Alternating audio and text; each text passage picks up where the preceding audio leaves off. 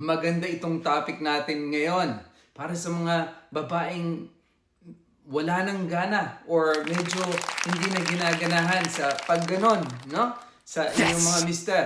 So, number one, mga pagkain na ano ba yung makakatulong para ganahan tayo lalo, no? Yung sa inyong ginagawa ng mister at misis. So, number one, dark chocolate. O, kumain kayo ng dark chocolate, gaganahan kayo niyan. Red wine, drink red wine in moderation. Yan, red wine, green tea. Mamimili lang kayo dyan kung ano yung mga gusto nyo. Green tea, red wine, based sa studies, mag-i-increase yan ng inyong gana. Tapos, meron din pomegranate juice. Kung makakabili kayo ng pomegranate juice, yan. Maganda rin daw yan sa inyong libido. At kumain ng eggs, mataas siya sa zinc, strawberries, yan. Mga dapat kainin ng mga misis, hindi masyadong stress, maganda ang tulog, yan makakatulong sa performance at makakatulong sa pag-increase din ng gana. May mga pasyente ako nagtatanong, ano ba yung mga posisyon? I-discuss ko yan. Kung masakit yung likod, ano yung mga dapat number one, gawin? Kailangan yung mga misis natin, relax lang. At mag-umpisa pa lang sa umaga, mag-sweet talk ang mga mister. Tulungan sa mga gawaing bahay. Yan, gaganahan sila dyan. Umpisa muna, hawak-hawak lang muna sa shoulder at tulungan sa mga gawaing bahay. Yan, mag-umpisa sa mga malalambing na salita. Tapos pagdating na sa kwarto, umpisa naman, may mga studies na ginawa na ang foreplay, hindi lang diretso dun sa kailangan mag-umpisa ng hawak sa tenga, halik dito, dahan-dahan sa kamay, hawakan ng mga kamay, ang balikat, ang mga hita.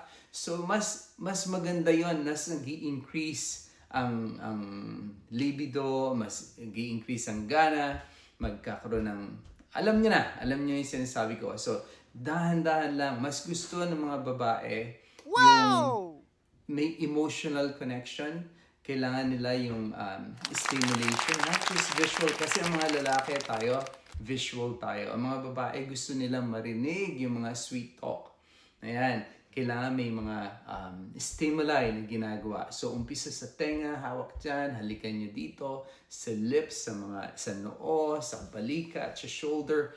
Dahan-dahan, make it a journey. Nag-i-enjoy yan. Kasi sa base research, ang orgasm ng mga babae ay mas mataas ng 34% dun sa paghawak pa lang sa stimuli, sa paggamit ng inyong bibig. At diretso dyan, dahan-dahan, yan ang mas mataas ang tsansa na mag-i-enjoy ang mga babae dyan sa foreplay.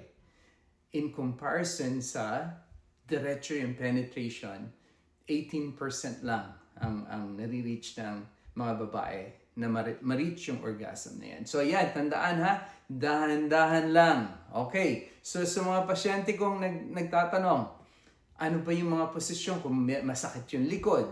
So pag may severe back pain, ano ba yung dapat na posisyon ng mga babae? Okay, so ano ba yung posisyon? Kung masakit yung likod, maganda ang side lying. Ibig sabihin, nakagilid na ganyan. At may pillow in between sa legs. Alright? So, ang babae nakatalikod sa lalaki at nakahiga ng patagilid at make sure may unan dito sa in between sa legs at doon niya gaganunin. Yan!